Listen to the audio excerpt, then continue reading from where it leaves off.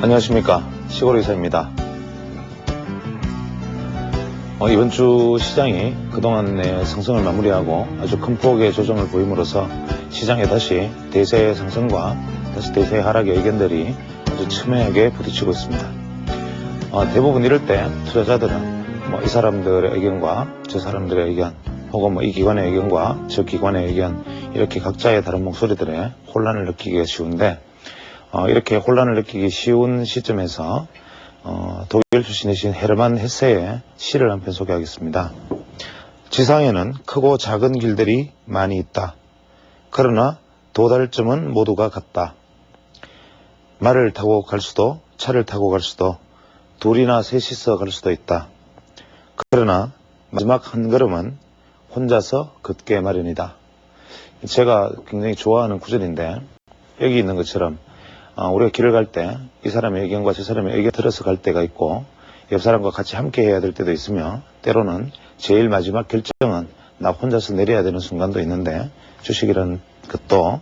항상 많은 사람이 귀를 기울여서 의견을 듣긴 하지만 결국 마지막 한 걸음은 내가 직접 발걸음을 내디딤으로써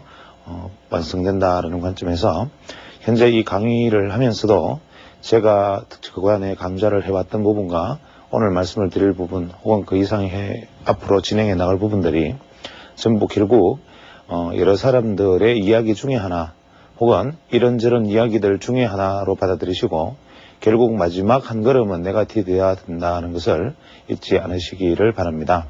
특히 이런 어떤 증권 관련, 주식 관련 이런 어떤 이야기들은 여러 사람들의 혹은 여러 전문가들의 어떤 여러 가지 이론과 각종 어떤 서적들이라든지 여러 가지 어떤 기법들 혹은 투자법들에 대한 이야기들이 아주 시장에 많이 나와 있지만, 결국 이러한 어떤 이야기들 모두에 귀를 기울인다면 마지막 한 걸음은 어느 쪽에 디뎌야 할지 나의 스스로도 길을 알지 못하는 것인데, 이러한 것들을 다 수습을 해서 결국 내가 바른 길을 디뎌야 할 것에 어떤 도움을 받는 하나의 어떤 조언으로서를 만족하시고, 이러한 어떤 제가 이끌어 나가는 강좌 역시도 그저 한 번쯤 들어둘 만한 이야기, 혹은 누군가가 이런 이야기를 했다더라, 그래서 나도 한 번쯤은 들어두자, 이런 정도 가볍게 스쳐 지나가는 이야기로 받아주시기를 부탁드리고 싶습니다.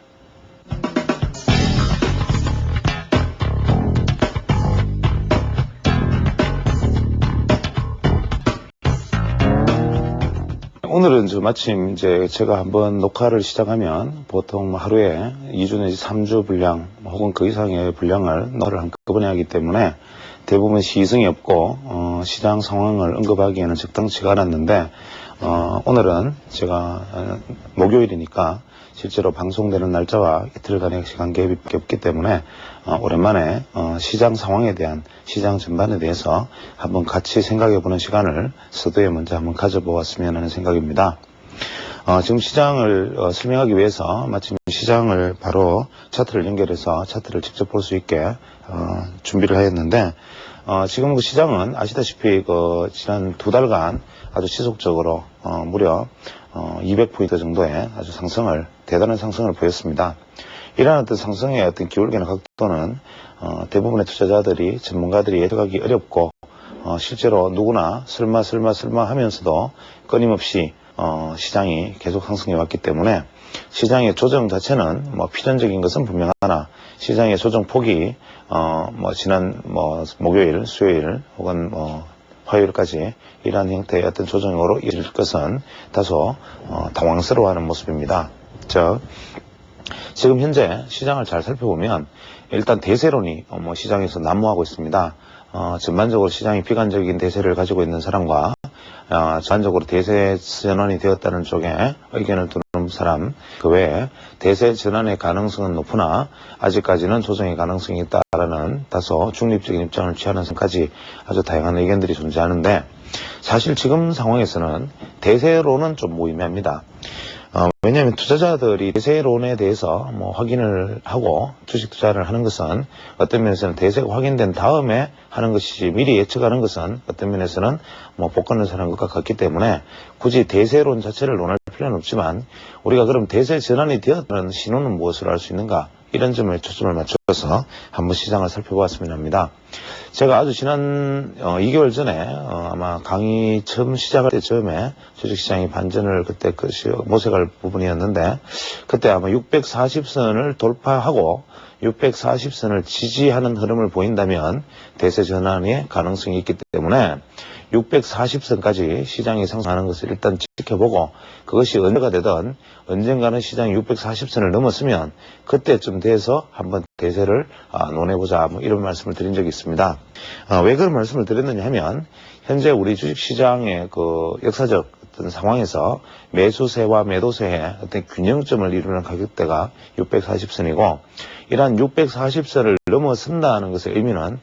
매수세가 매도세를 압도하는 국면이 일단 단기적으로나마 한 차례 펼쳐졌다는 이런 의미가 될 것입니다. 그래서 지금 간단하게 차트를 먼저 살펴보면 현재 이 차트에서 보여지는 것은 우리나라 종합주가지수 차트를 좁혀놓은 것입니다. 현재 종합주가지수 차트는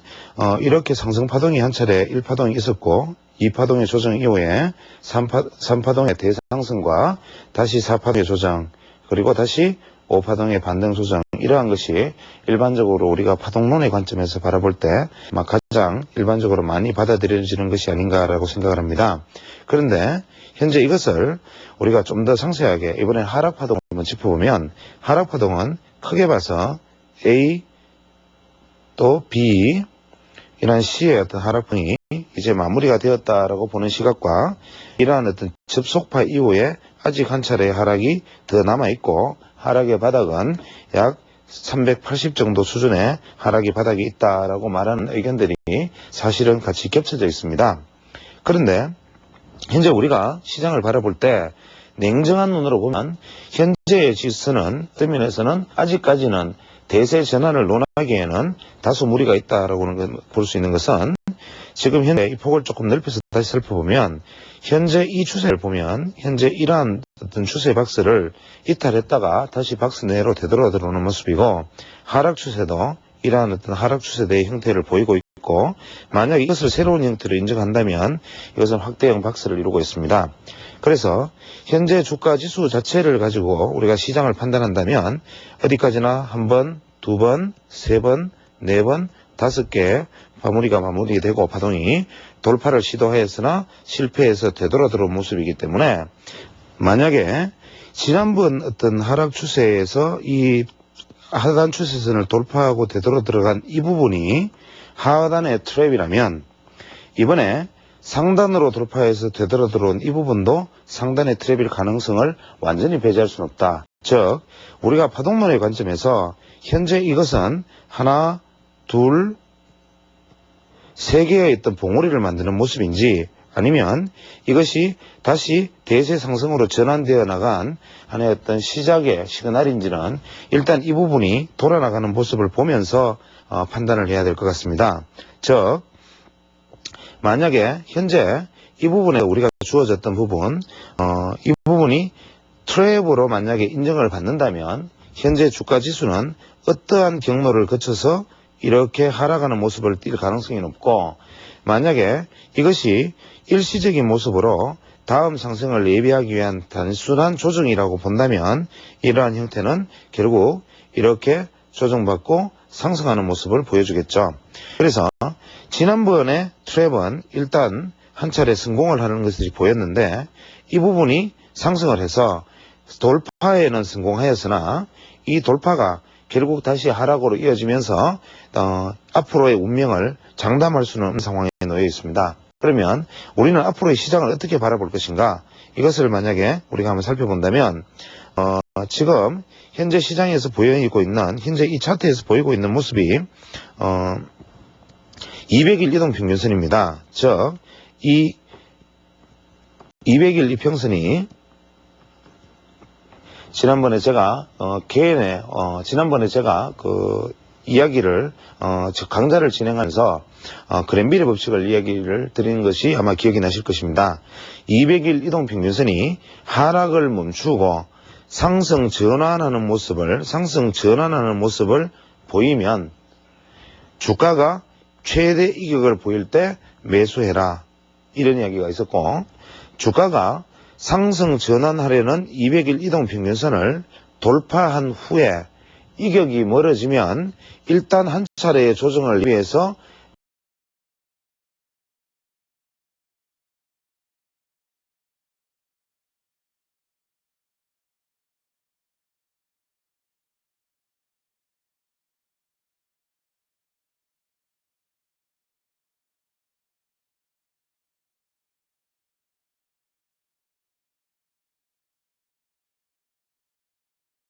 따르면 이러한 그림으로 볼 수도 있지 않느냐, 이런 것이 대세론적 관점에서 어떤 바라보는 시각이 될 수 있으나, 현재 종합주가지수를 우리가 만약에 주봉을 만약에 살펴본다면 종합주가지수 일봉이 아닌 주봉 상황에서는 지금 다음에 보시는 것처럼 일목균형표의 모습을 바라볼 수가 있습니다. 일목균형표는 지난 시간까지 제가 강의를 드렸는데, 현재 일목균형표의 상황에서 종합주가지수가 이렇게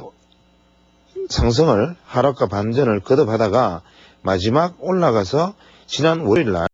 여기서 고점의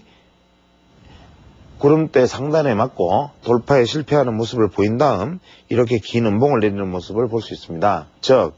현재 투자자들은 이미 이 부분을 일목균형표상으로는 1차 저항선으로 바라볼 수 있었고, 만약에 일목균형표 상으로만 바라본다면 현재 종합주가지수의 당시의 목표치가 현재 이 지점이 가 있는 것이 아마 타당했을 것입니다. 즉 일목균형표는 다음에 보시는 것처럼 이러한 어떤 하단 구름대를 돌파한 다음의 상황에서는 다시 상단 구름대가 목표치가 되고, 이 상단 구름대를 돌파하느냐 하지 못하느냐가 최소한 어떤 관심의 초점이었기 때문에 이것이 죄송합니다. 관심의 초점이었기 때문에 일단 이 국면에서는 한 차례 매도를 하고 다음 상황을 지켜보는 것이 바람직한데, 일목균형표상에서 가장 긍정적인 흐름을 보이려면 현재 구름대 속에 접어들어서 상단 시세에 저항을 받았다고 하는 것은 일단 에너지가 쇠퇴하는 쇠퇴 국면이다라고 말하는 쇠퇴 1국면이기 때문에 이것이 완전 쇠퇴되어서 다시 하단선에 맞고 돌파하는 흐름은 일반적으로 가장 바람직하지 못한 그림이 되고, 만약에 하단선을 돌파한 다음에 되돌아가는 국면은 하락의 추가 하락으로 여겨지겠지만, 현재로서는 아마 가장 이상적인 그림은 이러한 가능성을 보이지 않겠나라는 것이 제 생각입니다. 즉 종합주가지수는 현재 여기에서 보정하기 위한 어떤 시도를 거듭한 끝에 현재 이 구름대를 이러한 모습으로 벗어나느냐, 혹은 이러한 모습으로 벗어나서 디디고 진행하느냐, 이러한 두 가지 국면인데, 현재 이 1번 시나리오는 대세 상승을 주장하는 분들이 아주 강력하게 바라고 또 많은 투자자분들이 바라는 시나리오고, 현재 이 두 번째 시나리오는 보수적 긍정론, 즉 대세의 전환에는 동의하지만 아직까지 연속적으로 상승하기에는 다소 시장에 힘이 붙이지 않겠나라는 시각이 되고, 이것이 하락한 다음에 구름대를 다시 저항을 받고 돌리는 국면으로 간다면 최소한 다시 전저점을 테스트하는 극단적 부정론에 해당하겠습니다. 그래서 이러한 어떤 다양한 시장들의 시각들이 존재하는 상황에서 우리는 그럼 당장 다음 주부터 어떤 시나리오를 가지고 시장을 대응할 것인가, 일봉으로 다시 한번 살펴보면 지난 테러 사태 이후에 한 차례 어떤 상승각을 만들어줬던 시장이 결국 최종적으로는 이러한 어떤 상승각을 만들고 두 번째 조정이 별로 깊지 않은 상황에서 다시 한번 큰 상승각을 만들어주고 다시 소폭의 조정 이후에 마지막 상승 파동을 그려나가는 모습입니다. 이것은 아주 전형적인 어떤 과매수 장세의 특징인데, 첫 번째 상승 흐름이 현재 이러한 어떤 각도의 지지를 받았고, 두 번째 상승 흐름은 다시 상향각을 만들어줬기 때문에 이 각도가 점점 가팔라지는 모습들을 볼 수가 있습니다. 그래서 현재 여기서 이까지 어떤 최대 이격이 벌어지는 부분에서는 일단 조정은 내비되어 있다고 볼 수 있습니다. 그럼 우리가 조정의 형태는 어떠한 것으로 갈 것인가라는 관점에서 한번 살펴본다면, 현재 이 시장이 여기서 이렇게 상승을 보여주고 조정을 보인 다음에 올라서 조정, 올라서 갔을 때 이 중심 추세각은 이러한 형태를 취하게 됩니다. 여기서 이러한 중심 추세각을 흔들어준다면 이 각도의 의미는 뭐냐면, 지금 여기서 상승했던 이 각은 여기서 보정각을 만들어줬고, 여기서 큰 상승을 했던 것은 여기서 보정각을 만들어주는 것이 정상적인 흐름인데 이 보정각을 만들어주지 못했고 여기서 바로 마지막 5파동의 상승이 일어났기 때문에 현재 이 파동의 조정은 완전하게 이 각도까지 보정하는 이러한 어떤 각도를 만들어주는 각도의 하락이 존재할 것이라는 겁니다. 그래서 현재 추후에 반등을 한다 하더라도 현재 시장이 다소 좀 어렵게 되어 있는 것은 추후에 상승을 한다면 여기서 저항을 받게 되는 모습을 보여주게 되기 때문에 여기서 이러한 저항을 받는다면 향후 기대되는 지수 상승폭은 지난번 고점 대비 약 20포인트 정도 수준, 지난번 고점 대비 약 20% 정도, 20포인트 정도의 수준 이외에는 아직까지 큰 기대는 할 수 없고 하락을 한다면 현재 이 600선대까지의 하락각도 충분히 가능하다라는 것을 생각해 볼 수 있습니다. 따라서 현 시점에서는 충분한 기간 조정이 이루어지지 않고 주가가 추가적으로 상승을 한다면 오히려 하락의 가능성이 좀 높고 어떠한 형태든 여기서 이러한 어떤 형태, 이러한 형태를 만들어주던 이러한 어떤 반등의 흐름 이후에 정상적으로 흘러간다면 일단은 680포인트, 700포인트까지의 상승을 기대할 수 있지 않겠는가라는 생각입니다. 그래서 시장에 대한 대응을 다시 한번 냉정하게 살펴보면 우리는 이 부분에서 현재의 어떤 주가가 한 차례 상승과 조정과 상승과 조정과 상승을 거듭한 다음 이 대목에서 다음 이제 금요일과 다음 주에는 어떻게 움직일 것인가, 이것이 여기서 어떠한 형태의 모습을 보여준다 하더라도 반드시 다음 주 화요일이나 수요일에는 양봉의 모습을 보여주는 것은 이미 정해져 있다. 즉 현재 투자자들이 심리는 여기서 마지막 올라버린 이 정도의 어떤 상승각에 대한 되돌림 보상 때문에 일단은 어떠한 악재가 쏟아진다 하더라도 주 초에 수요일 전에는 이 정도의 어떤 상승의 흐름은 보여줄 수 있으나 이 흐름이 여기 일지 하는 것을 일단 투자자들은 지켜보지 않고는 여기서 일어나서 이까지의 어떤 단기 투자를 노리는 것이 아니라면 현재는 투자에 대해서 적절하게 진입할 시점은 아니다. 즉 추가 상승이 무조건 확실시되기 때문에 무조건 저가 매수하라는 의견은 현재로서는 다소 무리가 있는 것이 여기에서 조정을 보이면 되돌림 반등이 이 폭에서 나타나든 혹은 되돌림 반등이 이 폭에서 나타나든 혹은 되돌림 반등이 넘어서든 간에 우리는 여기서 되돌림 반등이 완성되는 것을 보고 다음 계획을 세우는 것이 바람직합니다. 예를 들어서 만약에 이 폭에서 이루어진다면 우리가 되돌림 반등이 이렇게 이 폭에서 이루어진다면 당분간 종합주가 지수의 흐름은 조정폭이 지속적으로 이어질 것이다. 만약에 이 폭에서 이루어진다면 적절한 기간 조정 후에 상승 반전의 가능성이 높다. 실제로 만약에 이러한 폭으로 이어진다면 단기적으로 연속적인 추가가 가능하겠지만 실제적으로 그러할 가능성은 오히려 추후에 위험 부담을 더 안게 되는 결과가 올 수 있습니다. 예를 들어서 여기서 만약에 종합주가 지수가 적절한 어떤 되돌림 이후에 소폭의 되돌림 이후에 다시 하락을 한다면 이러한 모양 이후에 되돌아가서 다시 조정파동 이후에 하락을 받는, 이렇게 해서 조정이 마무리되면서 약 한 580선에서 600선 사이를 조정의 마무리, 즉 600에서 580선 사이를 조정으로 마무리하는 이러한 형태가 될 시나리오가 첫 번째로는 가장 유력하고, 두 번째로는 반등의 가격이 강력해서 직전 고점에 거의 도달하는 반등 이후에 이번 이 저점을 깨지 않고 조정을 받고 다시 이 고점을 다시 되돌아서는 이 시점에 만약에 주가가 돌파를 하게 된다면 이것은 종합주가 지수는 일단 700포인트의 고지까지는 많이 갈 수 있는 시나리오가 된다라는 생각을 할 수 있습니다. 그래서 지금 투자자 여러분이 예측을 하고 대응을 하는 것보다, 예측을 하면서 내가 시장이 어떻게 갈 것이라는 부분에 대해서 생각을 하는 것보다는 우리는 다음 주 초에 일어나는 부분들에 만들어지는 추세를 본 다음에 대응하는 전략으로 가는 것이 현명하다. 즉 다시 한번 정리하면 현 시점에서 조정 하락각 이후에 되돌림이 어떤 식으로든 되돌림은 일어난다. 다만 되돌림의 폭이 이러한 형태의 되돌림이냐, 혹은 두 번째 되돌림의 폭이 좀 다소 큰 이러한 형태의 되돌림이냐 하는 것에 따라서 시장의 운명이 단기적으로 갈라질 수 있다는 것을 정리해서 결론적으로 말씀드릴 수가 있습니다. 즉 우리는 이런 파동이 오면 여기서 이것이 가져오는 각을 추세대를 그어본 다음 우리는 되돌림이 마무리되는 지점을 확인한 다음 그 다음에 되돌림 이후에 조정받는 높이가 여기인지 혹은 여기인지를 우리는 확인을 한 다음 여기서 추세를 이렇게 추세가 나타나는지 이러한 추세가 나타나는지 이러한 추세가 나타나는지를 확인한 다음에 우리는 이 시점에서 추가 매수를 할 것인지 아닌지를 결정하는 계기로 삼는다 이런 얘기가 되겠습니다. 즉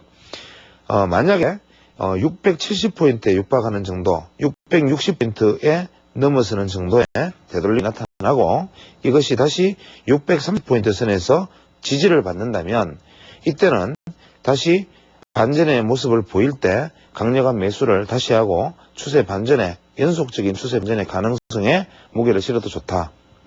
만약에 되돌림 수준이 이 정도 선에서 마무리가 되고 이것이 이 저점을 하회한다면 만약에 하회하는 흐름으로 나타난다면 일단 조정파동은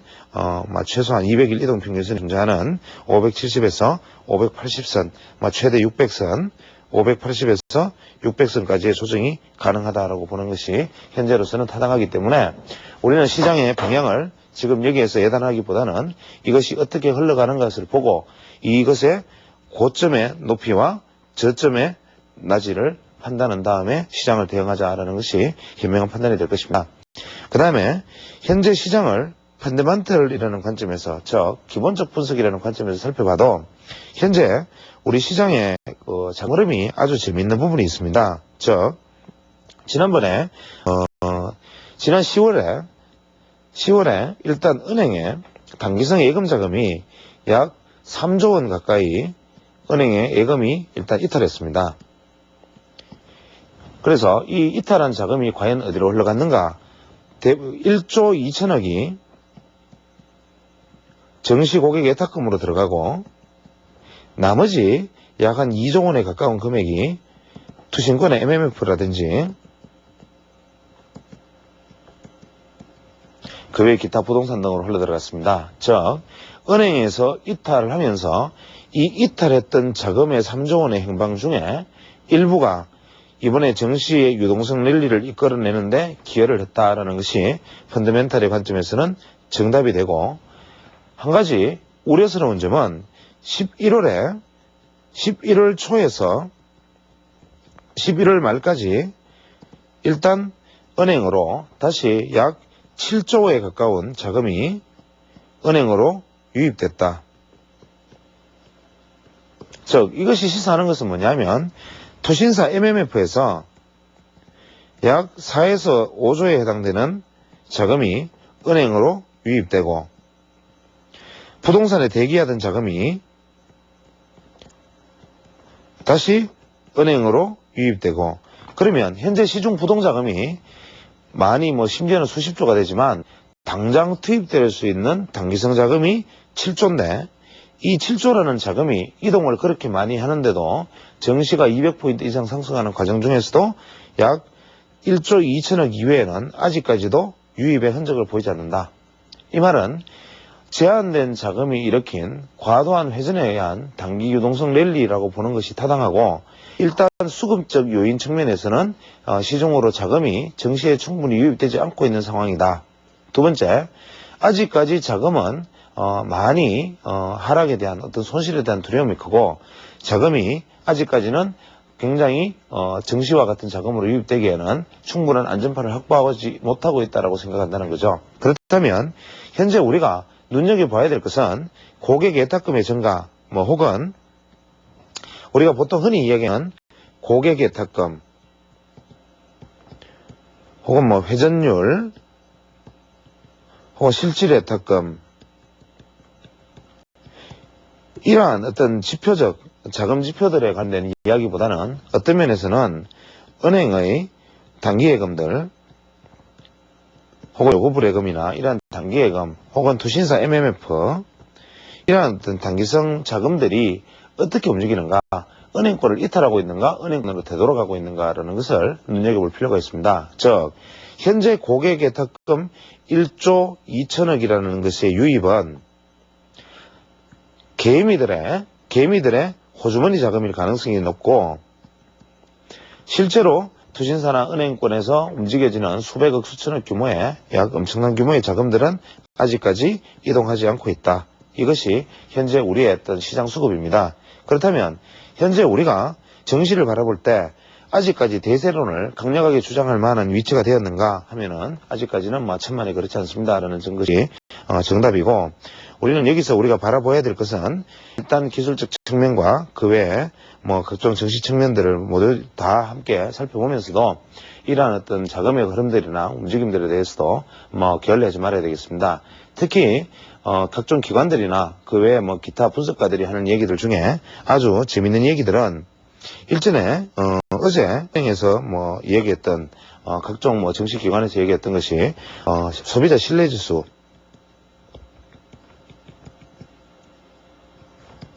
소비자 신뢰지수라는 것이 있습니다. 이 소비자 신뢰지수가 컨퍼런스 보드라고 이게 알려진, 지난 수요일 저녁에 알려진, 화요일 저녁입니다. 화요일 저녁에 알려진 컨퍼런스 보드,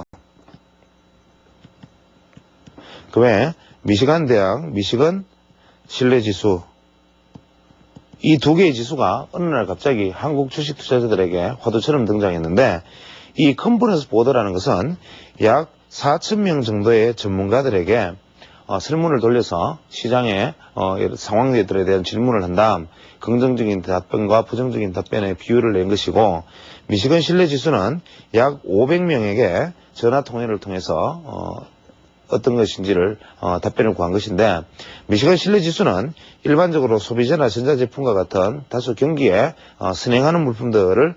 중심으로 조사하는 것이고, 컨퍼런스보다는 경제 펀더멘털을 보는 것이기 때문에 컨퍼런스보다가 좀 더 의미가 있다. 이것이 사상 최저치를 기록했기 때문에 앞으로 미국 경제는 형편없어진다. 이러한 얘기들을 하고 있습니다. 그러나 이러한 어떤 펀더멘털적인 요인들을 가지고 우리가 시장을 바라본다면 현재 종합지수는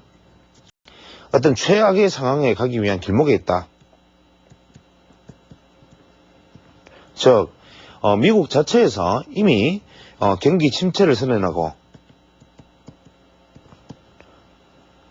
그 다음에 각종 경기 지표들은 최대한 바닥을 헤매고 있을 뿐만 아니라 각종 회사에서는 구조조정과 인력 해고들을 연이어 발표하고 있습니다. 그렇다면 경제가 더 나빠질 가능성이 높지 현재로서는 더 좋아질 기미는 전혀 보이지 않는데, 이러한 부분들을 가지고 주식 투자를 한다는 것 자체가 난센스가 아니냐라고 생각하지만, 그렇다면 미국 투자자들이 바보냐? 미국 투자자들은 이러한 지표들을 보면서도 왜 당일날 나스닥 지수가 4%밖에 하락하지 않았을까? 그렇다면 우리가 과연 기관 투자자들이 혹은 언론이 만들어내는 이러한 어떤 자료들, 언론이나 기관 투자자들이 제공하는 이러한 자료들마저도 예전에 1, 2년 전에는 그나마 미국의 나스닥 선물이 뭔지도 몰랐던 한국 시장이 이제 이러한 종 지표들이나 지수들이 오히려 한국의 GDP 성장률이나 우리나라의 어떤 각종 지표들은 전혀 시장에 영향을 미치지 못하고, 한국 시장의 정책은 영향을 미치지 못하고, 미국 시장의 이런 작은 지표 발표 하나가 한국 시장을 흔들어대는 이러한 모습들은 과히 바람직하지 못할 것입니다.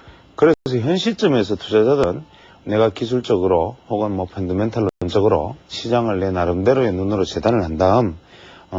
시장의 대응을 어떻게 할 것이라는 계획을 세우고 있는데, 제가 굳이 한 가지 어떤 전개적인 관점에서 추천을 한다면 일단 내년 연초를 겨냥해서 일단 우량건설주, 그 다음에 은행주, 이러한 종목들에 대해서 적절한 시점에서 저가 매집을 한 다음에 중기 보유를 해본 것도 주식 투자에 큰 자신이 없는 분들은 한번 해볼 만한 선택이 아닌가라는 생각을 합니다. 특히 이러한 종목들은 지난 10년간의 어떤 대세 하락 이후에 10년간의 대세 하락으로 매물이 많이 장기 매물이 소화되었고, 그 다음에 업황이 10년간의 저점을 경신한 이후에 건설업종은 지금 경기 부양 정책의 어떤 집중적인 타겟가 되고 있고, 은행업종은 사상 최대의 수익을 올리는 업종이기 때문에 펀더멘털적으로도 일단 우량건설주와 우량은행주 이외에는 아직까지는 경기 상황에서 큰 대안은 없을 뿐만 아니라 현재 주가의 어떤 매집도라든지 거래 수조, 시장의 관심도를 보았을 때 당분간은 어떤 조정이 필요하고 경우에 따라서 종목별로는 일부 산발적인 하락이 있을 것으로 예상은 되지만 적절한 시점에서 하락할 때마다 이러한 종목들을 조금씩 모아두면 내년 연초 정도에 한 차례의 어떤 좋은 결과를 내지 않을까라는 생각을 하게 됩니다.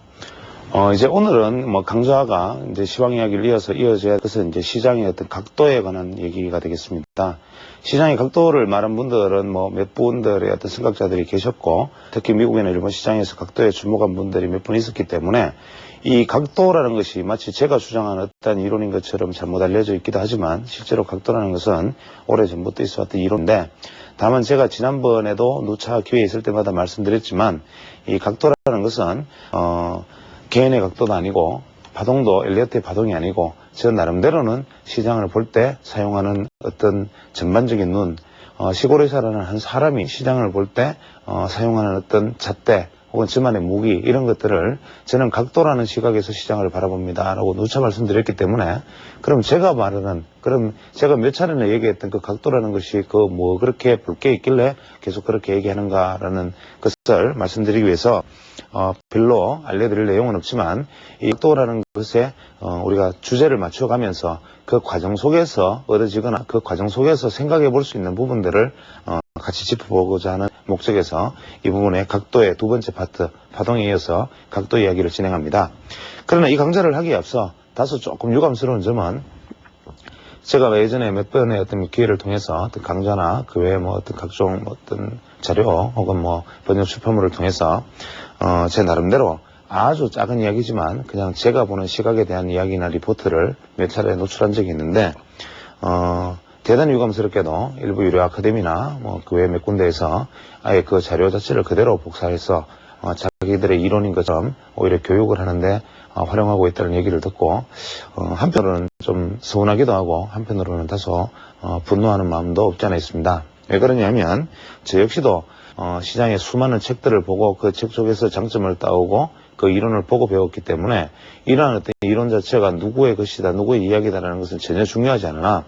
아직까지 그 부분에 대해서 오랫동안 맞고 맞지 않고를 떠나서 오랫동안 생각해 왔던 사람이 정리도 되기 전에 그것이 그대로 도용해서 그대로 몇 번의 발표를 통해서 마치 자기의 이론인 것처럼 얘기를 한다면 자신도 이해되지 않는 부분을 대중들에게 기만하는 어떤 무기로, 기만하는 어떤 기만책으로 사용될 수 있는 혹은 어떤 사술의 수단으로 쓰여질 수도 있기 때문에 그 부분에 대해서 대단히 유감스러운 생각이고, 제가 오늘 이 자리에서 방송하면서 말씀드릴 내용이나 앞으로 말씀해드린 내용도 제가 말씀드리는 것이 옳다 그러다의 문제가 아니라 저는 이렇게 생각하기까지의 과정을 이렇게 거쳤습니다라는 부분에 대한 어떤 복귀이기 때문에 시청자 여러분께서도 그냥 자신들의 어떤 생각과 어떤 판단을 몰아가고 투자 이론을 접하는데 저 사람은 저런 과정을 거쳤구나, 나는 이제부터 이런 과정을 거쳐야겠다라는 어떤 참고로 삼는 어떤 벤치마킹의 수단으로 삼는 것만 받아들여 주시기를 바랍니다. 특히 제가 말씀드리는 이런 몇 가지 이야기들이 경우에 따라서는 요즘 어떤 사람들은 자기 자신의 어떤 어떤 무엇의 각도 이래가지고 새로 이것이 글로 나오거나 책으로 쓰시기도 하는데, 이런 부분들에 대해서는 다시 한번 같은 일이 반복되지 않았으면 하는 바람이고, 만약에 그러한 일이 반복되면 진지하게 한번 유감을 표시할 생각입니다. 이것은 개인의 어떤 작은 어떤 공명심이나 이러한 것이 아니라 어떤 것들이 완성되지 못한 작은 엉터리 이론들이 잘되어졌을 때 일어날 수 있는 그 외 부작용들에 대한 우려에서 나오는 말씀이기 때문에 제 말에 충을 이해해 주시기를 바랍니다. 그러면 지금부터 각도에 대한 이야기를 하기에 앞서서 각도를 제일 먼저 주창했던 개인 이론을 일단 먼저 한번 되짚어 보겠습니다. 이 개인이란 분은 미국에서 어떤 각도 이론을 가지고 시장에서 대단한 성공을 거두었던 분입니다. 이분은 1910년에서 1960년 사이에 우리 면화, 그 다음에 곡물, 그 다음에 유전, 즉 이제 석유 거래에 개입해가지고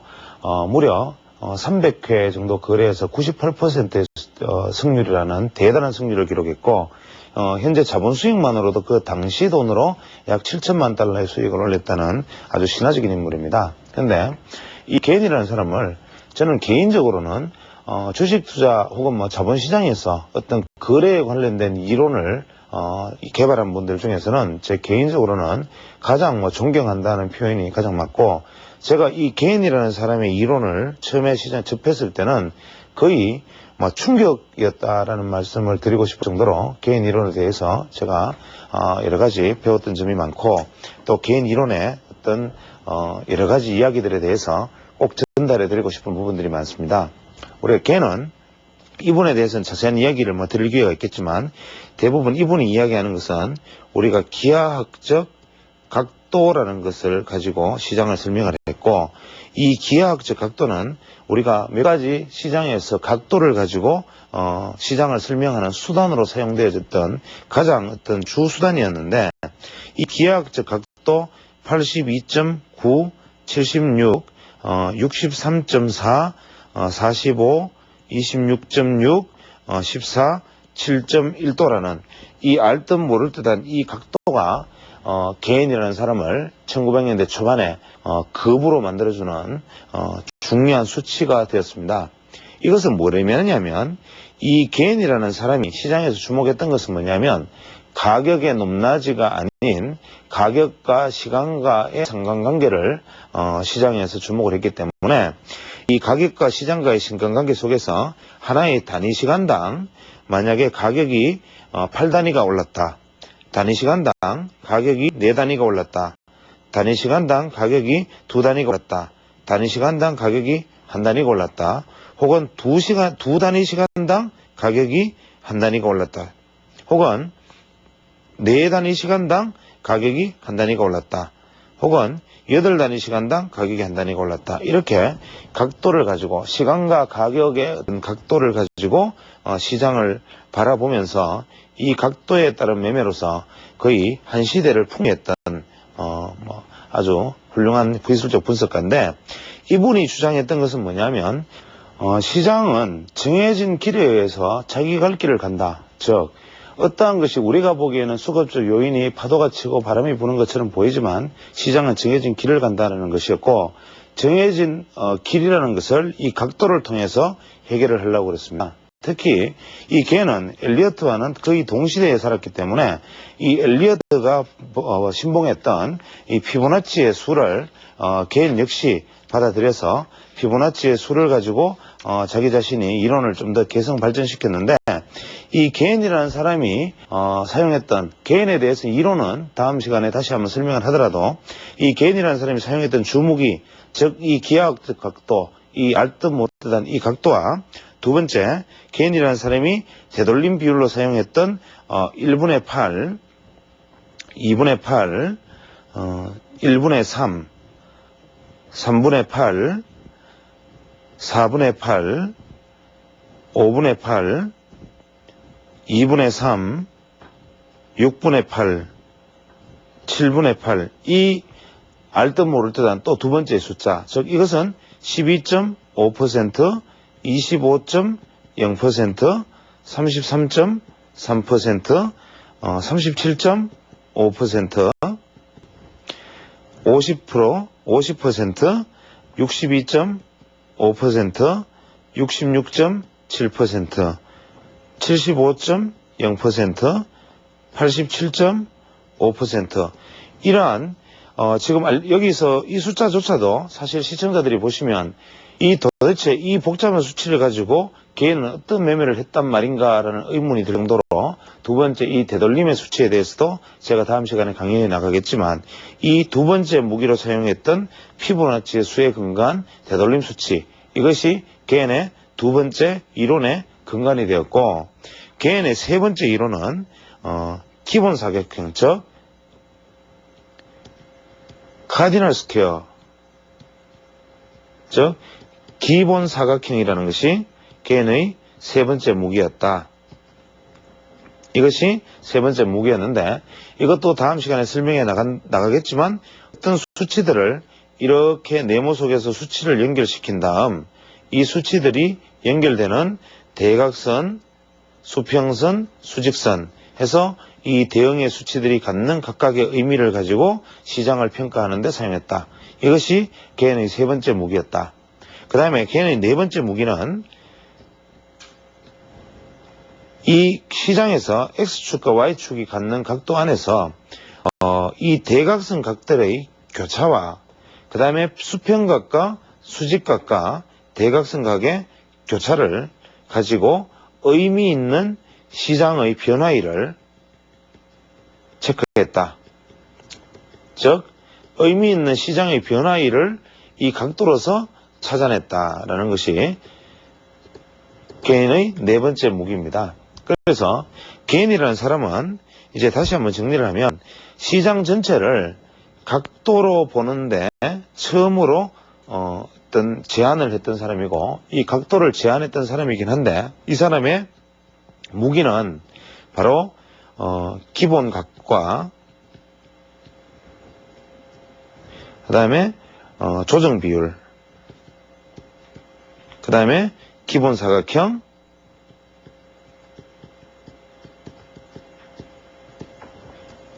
마지막으로 각도의 교차, 즉 교차각 혹은 변화일이라는 변화일의 포착, 이 네 가지 기본 방법이 개인 이론의 핵심이었다. 그러면 이것을 제가 이제부터 당분간 한 2, 3일에 걸쳐서 풀어나가기로 하는데 이것이 왜 중요한 의미를 갖느냐 하면 우리가 일반적으로 시장을 분석하는 이론 중에 시장들이 뭐 여러 가지 뭐 바텀업, 탑다운 뭐 그 외 각종 여러 가지 분석법들이 존재하지만 시장 구조이론이라는 것, 이 시장 구조이론이라는 것의 핵심에서 있는 것이 바로 개인의 이론이다. 즉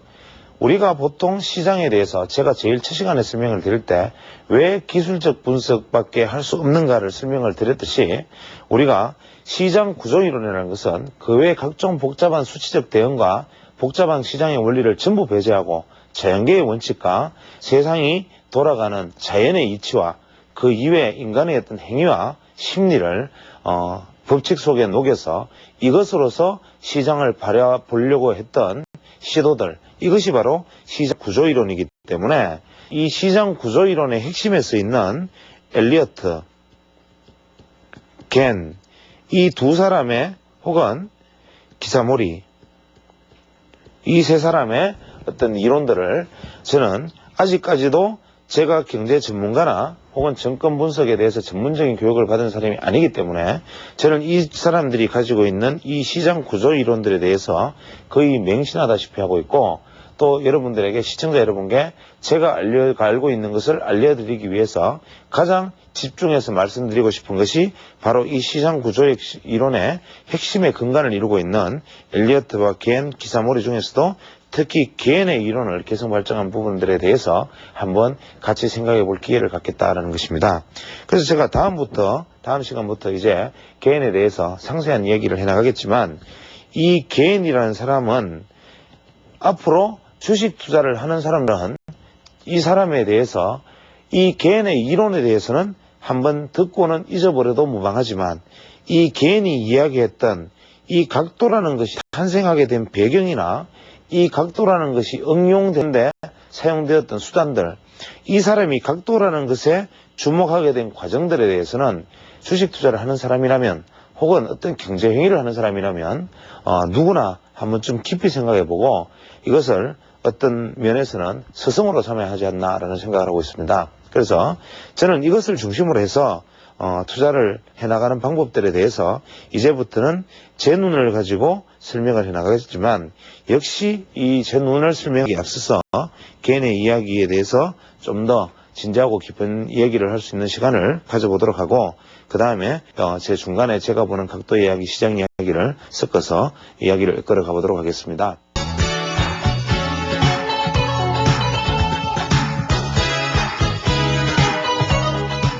이번 주 시장을 한번 되짚어보면 조금 전에 강의에서도 말씀드린 것처럼 시장이 뭐 어려운 상황이 분명하지만 한 가지 유감천만인 일들이 이번 주 내내 여러 군데서 벌어졌습니다. 특히 이번 월요일 외국인들의 어떤 선물이나 옵션 등의 파생 상품 포지션은 우리가 해지 포지션, 즉 선물을 매수하고 현물을 계속 매수하는 과정에서 콜옵션을 매도하고 풋옵션을 충분히 거둬들이는, 그래서 풋옵션의 물량을 쌓아둔 상태에서 만약에 조정이 온다더라도 외국인 입장에서는 결국 단기적인 조정이라면 이 부분에 있어서 오히려 자기들이 보유하고 있는 물량을 충분히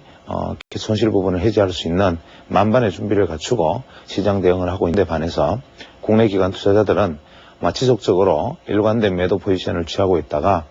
이번 화요일 날 아주 대대적인 매도 공세를 펼치면서 시장을 40포인트를 하락시키는데 아주 중요한 역할을 하였습니다. 이 대목에서 물론 우리가 기술적인 분석을 아까 살펴보았듯이 시장의 조정 시점이 되었던 것은 분명하지만 도저히 이해가 되지 않는 부분들이 상당히 많이 있습니다. 대적 기관 투자자 혹은 펀드 운용자 혹은 기금 운용자 이런 어떤 자금을 혹은 공공형 성격의 자금을 운용하는 운용자들은 근본적으로 어떤 이익에 대한 어떤 기대치를 확보해야 되는 임무 못지않게 손실에 대한 어떤 리스크를 충분히 부담을 해야 하는, 회피해야 하는 그러한 책임도 아울러 가지고 있습니다. 그런데 국내 기관 투자자들이나 혹은 기금 운용자, 펀드 운용자들이 과연 이 리스크 매니지먼트, 즉 위험 관리라는 부분에 대해서 얼마나 많은 생각을 하고 있는지, 혹은 인베스트, 즉 투자라는 것과 투기라는 것의 차이에 대해서 얼마나 진지하게 윤리적인 측면에서 한번 생각을 해보았는지라는 데 대해서 한번 생각해 보지 않을 수가 없습니다. 지난 주 초에 예를 들면 일단 기관 투자자들은 대량의 선물을 매도를 해놓은 상태에서 대량의 현물 매도를 통한 지수 하락을 유도하였는데 그날 주 초에 미국에서 컨퍼런스 보드에서 소비자 신뢰지수가 하락했다는 뉴스가 나왔습니다. 예를 들어서 이 뉴스를 하나를 사례를 들어보면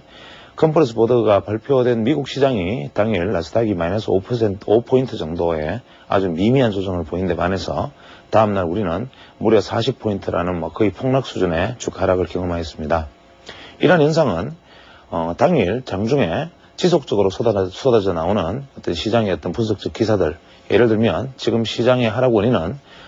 컨퍼런스 보드의 소비자 신뢰 지수가 하락했기 때문에 이것에 부담을 느낀 투자자들의 투매가 쏟아지고 있다라는 불난집의 부채질을 하는 듯한 어떤 그러한 기사들을 계속 시황 기사를 뽑아내고, 아울러 모 방송사에서 연기금 투자 풀이 해체될지 모른다, 혹은 연기금 주식 투자가 백지화될지 모른다라는 어떤 단편적 기사를 가지고 확대 재생산하면서 연기금 투자의 백지화를 거론하면서 이것이 주식시장의 결정적 암초가 될 것이라는 시황 리포트를 동시에 올리는 거의 작태에 가까운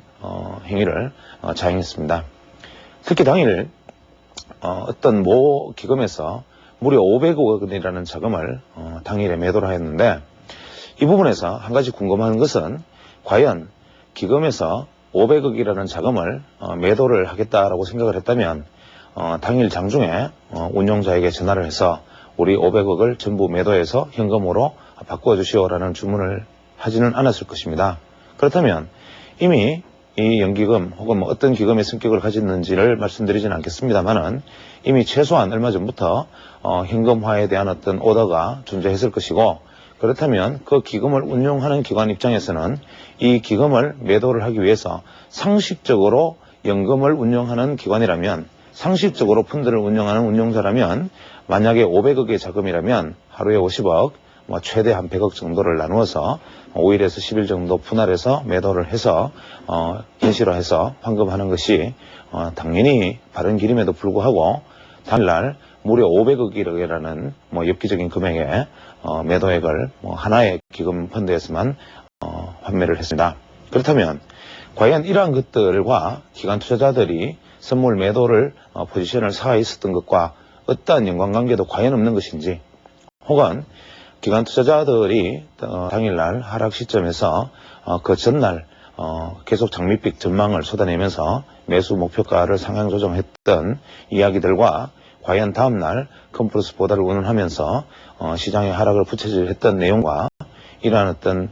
파생 상품의 거래와는 과연 하늘을 우러러 한 점 부끄럼이 없는 아무런 상관관계도 없는 것인지 하는 것을 한번 묻고 싶은 기분입니다.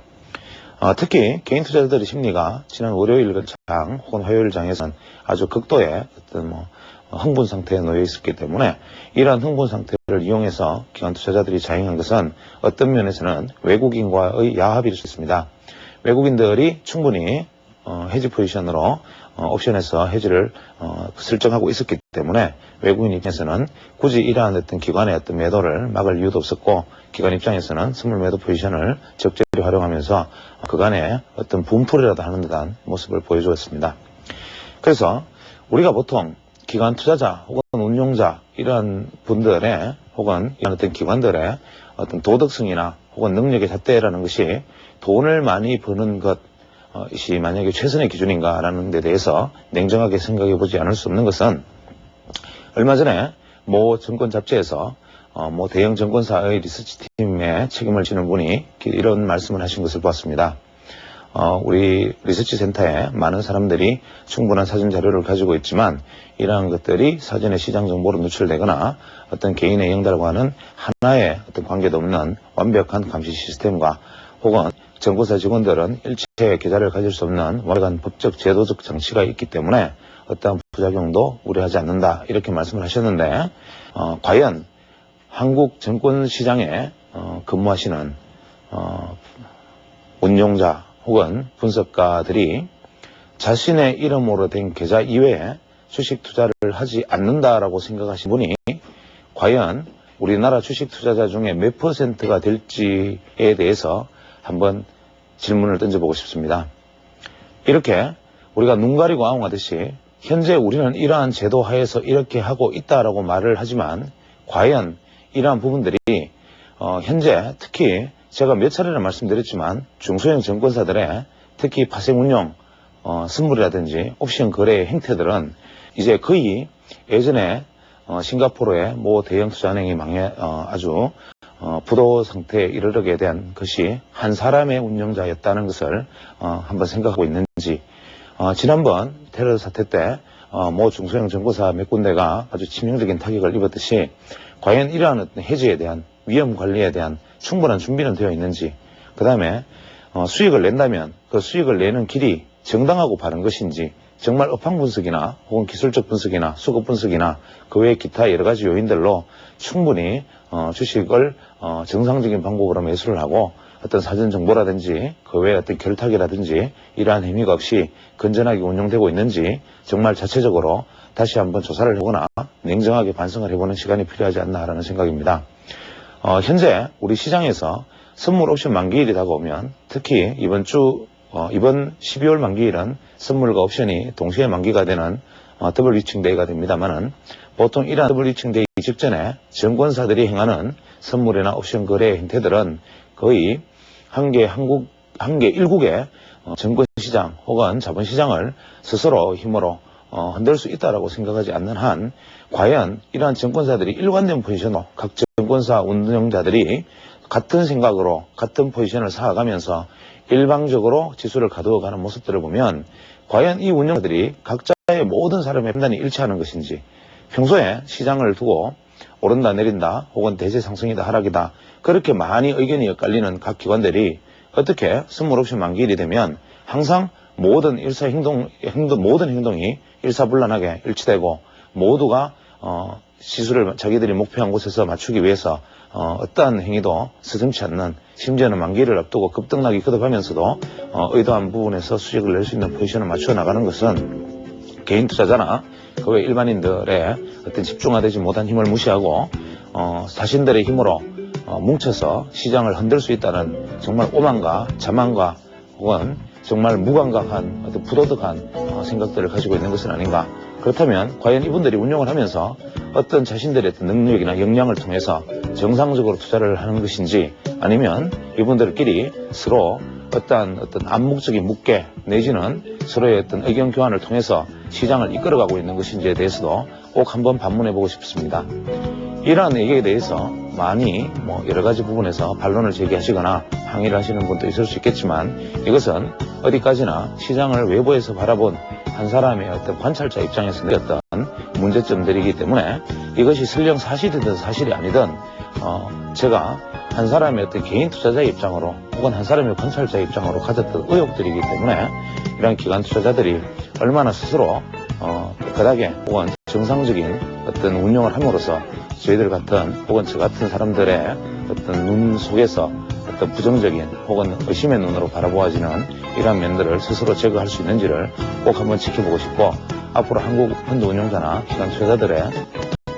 모든 운영 체계나 능력이나 그 외의 어떤 윤리성이 획기적으로 개선될 수 있는 어떤 제도적 장치가 마련되기를 진심으로 바랍니다. 감사합니다.